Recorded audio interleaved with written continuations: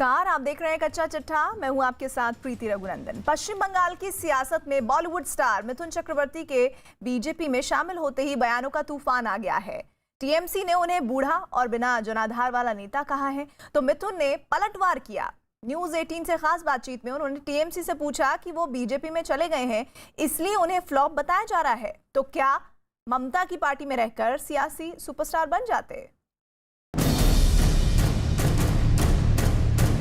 हमारे साथ इस वक्त बातचीत करने के लिए मौजूद हैं मिथुन दा। बीजेपी में आप आ गए, प्लान क्या है दादा आगे का, क्या करेंगे दादा? प्लान तो हम नहीं बता सकते क्योंकि प्रोटोकॉल हम मानते हैं, प्रोटोकॉल के आगे तो बात नहीं करूंगा। जो हमें कैलाश जी, दिलीप झा जो बोलेंगे या ऊपर से नड्डा साहब इन लोग जो बताएंगे उस तरह से चलूँगा। सर दादा, सोनार बांग्ला को लेकर रोजाना बातचीत हो रही है सभी मंचों पे, चाहे बीजेपी और टीएमसी। सोनार बांग्ला को लेकर आपका क्या विजन है? पश्चिम बंगाल के लोगों को लेकर आपका क्या विजन है? मेरा जो विजन तो एक ही है, सब बोलते हैं, लेकिन मेरा तो विजन से 18 साल उम्र से ही है कि बस गरीबों को हक दूं, गरीबों को अपना सम्मान से जीना सिखाऊं, सम्मान के साथ। क्योंकि हमें मालूम है भाई ये भूख क्या चीज़ है, ये छत क्या, ये अपमान क्या, ये लांछना, ये जलील। हम तो ज़िंदगी जिए हैं, हर रोज़ जीना है मेरे को। तो मैं चाहता हूँ कि बस मेरे बंगाल के लोगों को देखो, एक होता है ना, अब जहाँ पैदा होता हूँ वहाँ आपकी नाड़ी के टान होते हैं ना, हम लोग जो बोलते हैं नाड़ी टान बंगाली में, तो वो तो लगी हुई है, वो तो गई नहीं कहीं। तो कोशिश है एक। और सोनार बांग्ला की जो बात कर रहे हैं कि वंस अपॉन ए टाइम हम जब बड़े हुए तो हम देखते थे कि Bengal was an example to all state. So I feel personally that we lost that charm. So we have to get back those days, at least try to get back those days. और बात है गरीबों की बात तो सभी करते हैं, हर पार्टी करते हैं, हम गरीबों के लिए करेंगे, गरीबों के लिए करेंगे। तो हमने सोचा चलो और एक बड़े पैमाने में ट्राई करें। लोग बहुत कुछ बोलते हैं, बोलने दीजिए, जिसको जो चाहे बोले, हमको कुछ फ़र्क नहीं पड़ता, हम किसी के बारे में बुराई नहीं करते। 12 मार्च से आप कैंपेन अपना शुरू करने वाले हैं। कल जब से आपने ज्वाइन किया तब से टीएमसी के नेता लगातार हमलावर कह रहे हैं कि आप ओल्ड हो गए हैं। हाँ, हम ओल्ड हो गए, सच्ची तो हम ओल्ड हो गए, हम फ्लॉप हैं, फिर हमारा कोई नाम नहीं है, कोई क्रेडिटिबिलिटी नहीं है, सब सच बोल रहे हैं। अभी ये पब्लिक डिसाइड करेगी। तो मैं तो ये सोच रहा हूँ अगर कैंपेन में उतरूँगा, अगर लोग नहीं आए तो 5-6 लोगों को यहाँ से पकड़ के लेके जा रहा हूँ, और भागेगा तो पकड़ लूँगा, भाई मेरा सुन के जाना। तो अगर ऐसा है तो क्या, वही सोच रहा हूँ कि अगर लोग नहीं आए तो क्या करूँगा, लेकिन करना तो पड़ेगा। जो बोल रहे हैं सच बोल रहे हैं सब। हर चुनौती स्वीकार होगी, हर चुनौती, हर जिंदगी लड़ा हूँ। लेकिन क्या है कि अगर यही मैं बोलता मैं टीएम से सपोर्ट करता हूँ, ये सब बातें कल चेंज हो जाती कि मैं ही सुपरस्टार हो जाता, फिर से मैं सब कुछ तो चलता रहेगा। इसका नहीं होगा तो उसको बुरा लगेगा, इसका नहीं तो इसको मैं खाली इतना बोलता हूँ, मैं इतना इम्पोर्टेंट आदमी नहीं हूँ, तो अपना वक्त क्यों ज़ाया कर रहे हो, क्यों इवन कमेंट पास करो जब मैं ख़त्म ही एकदम ज़ीरो आदमी हूँ। तो why are you so worried about me? Forget me, don't waste your time on मी।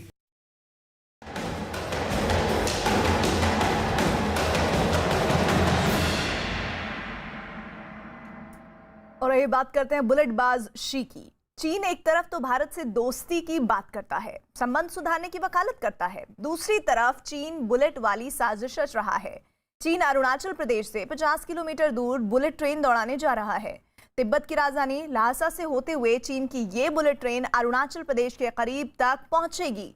जानकारों का मानना है कि सीमायान एलएसी के करीब बुलेट ट्रेन दौड़ाना चीन की रणनीतिक तैयारियों का हिस्सा है, जिससे वो जंग की स्थिति में बढ़त लेने की फिराक में रहेगा।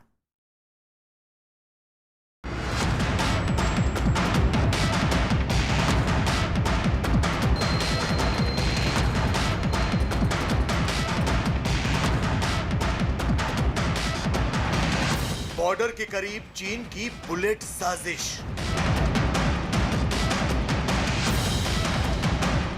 तिब्बत में बुलेट ट्रेन से खतरे की घंटी।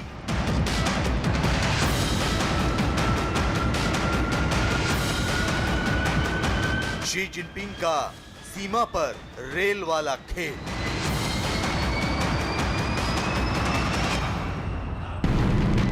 गलवान के बाद पूर्वी लद्दाख में भारत और चीन की सेना के बीच लंबे समय तक विवाद के बाद अब माहौल शांत है। चीन की सेना पूर्वी लद्दाख से पीछे हट चुकी है। दोनों देशों के बीच हुए समझौते के बाद स्थिति सामान्य है। यही नहीं, चीन के विदेश मंत्री के ताजा बयान के मुताबिक सीमा विवाद अपनी जगह है, लेकिन चीन भारत को अपना दोस्त मानता है। चीन एक बार फिर हिंदी चीनी भाई भाई का नारा बुलंद करना चाहता है, तो भारत भी हमेशा की तरह सीमा पर शांति का ही पक्षधर है। लेकिन सवाल ये कि क्या चीन वाकई सुधर गया? क्या भारत के हाथों मुंह की खाने के बाद चीन की अक्ल ठिकाने आ गई? शायद नहीं। एक तरफ पूर्वी लद्दाख से पीछे हटने के बाद चीन की सेना डेप्सांग में डेरा जमाए हुए, तो दूसरी तरफ तिब्बत के सहारे चीन एलएसी पर भी रणनीतिक बढ़त बनाए रखना चाहता है।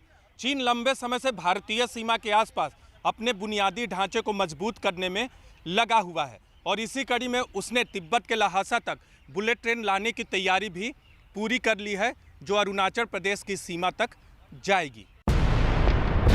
चीन ने एलएसी के करीब से होकर गुजरने वाली बुलेट ट्रेन परियोजना की शुरुआत 2014 में की थी। चीन की योजना पूर्वी तिब्बत के लहासा के साथ नियंगची को भी जोड़ने की थी, तो चीन ने इस काम को तेजी से पूरा किया और अब कयास ये लगाए जा रहे हैं कि इसी साल जुलाई तक करीब 450 किलोमीटर लंबी ये परियोजना पूरी हो जाएगी और चीन बुलेट की रफ्तार से बॉर्डर तक अपनी पहुंच बना लेगा। इससे पहले कि हम आपको रणनीतिक लिहाज से अहम चीन की इस बुलेट ट्रेन परियोजना के बारे में बताएं, आपके लिए ये जानना जरूरी है कि चीन की इस बुलेट ट्रेन से साजिश की बू क्यों आ रही है। चीन की बुलेट ट्रेन तिब्बत की राजधानी लहासा से 435 किलोमीटर की दूरी तय करते हुए नियंगची तक पहुंचेगी। नियंगची रणनीतिक लिहाज से अहम इसलिए है क्योंकि ये अरुणाचल प्रदेश की सीमा से सिर्फ 50 किलोमीटर की दूरी पर है। सबको पता है कि चीन अरुणाचल प्रदेश को दक्षिण तिब्बत का हिस्सा बताकर अपना दावा जताता रहा है। चाइना अभी एक बुलेट ट्रेन बना रहा है अपने लासा तक। लासा कैपिटल है तिब्बत का, और वो बुलेट ट्रेन इसलिए बना रहा है कि वो पहली बात है उसका टेरेन है, अलाउ करता है, वो प्लेटो है, सारा बनाना आसान है। दूसरी चीज़ ये है कि वो तिब्बत के ऊपर अपना होल्ड उसको कंसोलिडेट कर रहा है, उसके ऊपर मजबूती कर रहा है। उसको पता है कि किसी ना किसी आने वाले समय के अंदर तिब्बत उनके हाथ से निकल जाएगा, तो वो जल्दी से जल्दी वहाँ मूवमेंट करने के लिए, मोबिलाइजेशन करने के लिए वो अपने लाइन ऑफ कम्युनिकेशंस को इंप्रूव कर रहा है। लहासा से नियंगची तक चीन की बुलेट ट्रेन परियोजना को अहम इसलिए भी माना जा रहा है क्योंकि तिब्बत में ये पहली बिजली वाली रेल लाइन होगी। यहाँ चीन की बुलेट ट्रेन 160 किलोमीटर प्रति घंटे की रफ्तार से दौड़ेगी। यही नहीं, इस नेटवर्क के साथ अभी चेंगदू से लहासा तक जो सफर 48 घंटे में तय होता है वो 13 घंटे का रह जाएगा। तो आपको बता दें कि नियंगची इलाके पर चीन कुछ ज्यादा ही ध्यान दे रहा है और इस बुलेट ट्रेन परियोजना के बाद सिचुआन प्रांत की राजधानी चेंगदू से नियंगची तक 1000 किलोमीटर से भी लंबा रेल नेटवर्क बना रहा है ताकि मेनलैंड चीन के साथ अरुणाचल बॉर्डर का सीधा संपर्क बन सके। जाहिर है चीन बॉर्डर के करीब तेजी से निर्माण कार्य कर रहा है। चीन एलएसी तक अपनी पहुंच आसान बनाने की दिशा में काम कर रहा है। तो तिब्बत ही नहीं बल्कि दक्षिण एशिया के साथ कनेक्टिविटी के लिए चीन एक पैसेज वे की योजना पर भी काम कर रहा है जिसमें तिब्बत का नेटवर्क अहम होगा। मसलन नेपाल तक रेलवे कनेक्टिविटी पर भी विचार किया जा रहा है। जो चाइना है वो रोड रेल कम्युनिकेशन जो है वो right up to line of actual control तक वो डेवलप कर रहा है। तो और ये आज से नहीं कर रहा, ये वो 80s से उससे भी पहले से कर रहा है। ये बहुत लॉन्ग टर्म प्लान बनाते हैं, 50 से 100 साल का प्लान बनाते हैं और आस्ता आस्ता काम करते हैं। इसमें दो राय नहीं कि लहासा से नियंगची तक चीन की बुलेट ट्रेन परियोजना भारत के लिए खतरे की घंटी है, जिसकी एक वजह है ये सैटेलाइट तस्वीर। सैटेलाइट तस्वीर से पता चला है कि तिब्बत की राजधानी लहासा में पीपल्स लिबरेशन आर्मी के मिलिट्री बेस में बड़े पैमाने पर अपग्रेडेशन का काम किया जा रहा है। ये तिब्बत के क्षेत्र में स्थापित चीन का सबसे बड़ा मिलिट्री बेस है।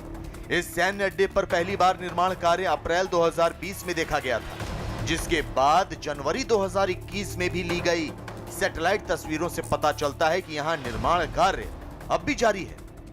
लहासा स्थित चीन के इस सैन्य अड्डे पर कई मिलिट्री प्लेटफॉर्म के अलावा गाड़ियों और तोपखाने को रखने के लिए नई सुविधाओं का निर्माण किया गया है। इसके अलावा कई नए गैरेज और प्रशासनिक इमारतों का भी निर्माण किया गया है। सड़क मार्ग से जुड़े होने के बावजूद इस सैन्य अड्डे में 3 हेलीपैड बने हुए हैं। यहाँ भी हाल के समय में सुधार का काम किया गया है। लिहाजा भारत के साथ चल रहे मौजूदा सीमा विवाद और तनाव के बीच चीन के रेल वाले खेल पर भारत पल पल निगरानी रखते हुए रणनीतिक तौर पर अपनी स्थिति मजबूत करने में लगा हुआ है। भारत भी इसके बारे में ये सोच रहा है।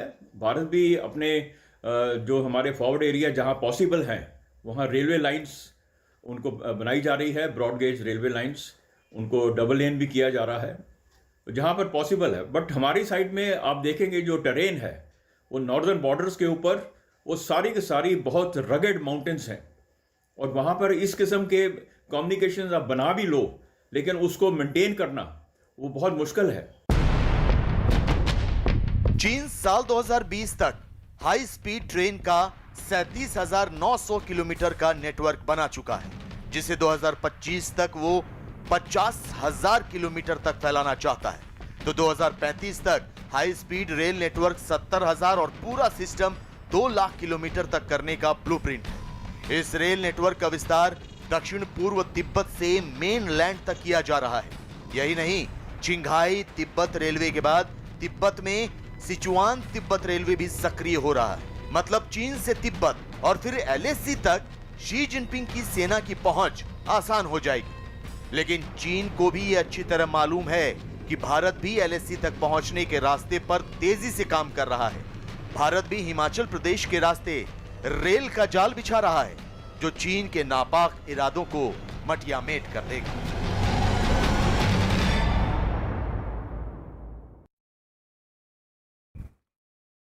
चीन शायद ही अपनी चालबाजियों से बाज आए, लेकिन भारत से मिली शिकस्त से चीन की सरकार बुरी तरह हिल गई है, ये तो तय है।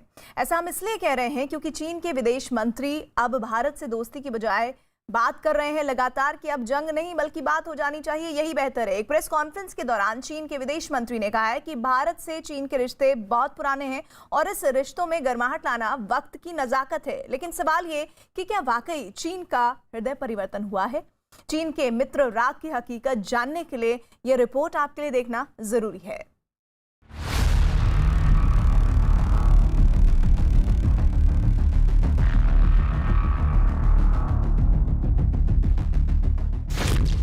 भारत से मात खाने के बाद चीन का मित्र राग। China and India have broad common interests. दुश्मनी छोड़ चीन करने लगा अब दोस्ती की बात। डोकलाम की घटना के बाद पूर्वी लद्दाख दूसरा मसला है जिसमें चीन को अपने कदम वापस खींचने पड़े। दोनों ही मामलों में भारत का पक्ष मजबूत साबित हुआ। तो पूर्वी लद्दाख से वापसी के बाद चीन अब महीनों के तनाव से हुए संबंधों के नुकसान की भरपाई में जुट गया है। चीन के विदेश मंत्री वांग यी ने कुछ ऐसी बातें कही हैं जिससे लगता है कि चीन पूर्वी लद्दाख की कड़वी यादों को भुलाकर भारत के साथ सहयोग की दिशा में आगे बढ़ना चाहता है। यकीन करना थोड़ा मुश्किल है, लेकिन एक प्रेस कॉन्फ्रेंस के दौरान वांग यी के तेवर ढीले नजर आए और वो भारत से दोस्ती की पैरोकारी करते दिखे। The China-India relationship is essentially about how the world's two largest developing countries get along and pursue development and rejuvenation together. As two ancient civilizations next door to each other and two major emerging economies, each with over 1 billion people, China and India have broad common interests and tremendous potential for cooperation. चीन के विदेश मंत्री वांग यी ने हाल ही में भारत के विदेश मंत्री एस जयशंकर से टेलीफोन पर 75 मिनट लंबी बातचीत की थी। तो चीन में भारत के राजदूत विक्रम मिस्त्री ने बीजिंग में चीन के उप विदेश मंत्री लियो झाओई के साथ बातचीत कर पूर्वी लद्दाख पर दोनों देशों की सेनाओं के पीछे हटने की प्रक्रिया पूरी करने के संबंध में बात की। ऐसे में अब चीन का हिंदी चीनी भाई भाई का नारा बुलंद करना साबित करता है कि रणनीतिक मोर्चे पर टकराव से चीन को तगड़ा नुकसान पहुंचा है। चीन सेना की छवि को ठेस पहुंची है। यही नहीं, चीन को भारत से तनातनी की वजह से व्यापारिक नुकसान भी उठाना पड़ा है और दोनों देशों के संबंध सबसे खराब दौर में पहुंचे। सवाल नहीं समझता कि चाइना पे खास तौर से अब जब से पूर्वी लद्दाख में जो उसकी हरकत थी गालवन वैली और पूरे उस क्षेत्र में, उसके बाद चाइना पे भरोसा करना ये काफ़ी समय लगेगा। ये जो ट्रस्ट डेफिसिट है इसको भरने में देखना ये है कि चाइना किस किस्म के कदम उठाता है, चाइना कितनी कोशिश करता है कि भारत को दोबारा से वो अपने संबंध उसी तरह बना ले जैसे पहले थे। ये चाइना के ऊपर निर्भर करता है।